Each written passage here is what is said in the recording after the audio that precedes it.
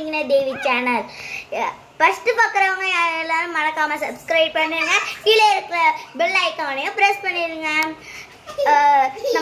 நம்ம வீட்டில் பார்த்தீங்கன்னா டாமி குட்டி போட்டிருக்கு. இதில் பார்த்தீங்கன்னா 8 பப்பீஸ் இருக்குது.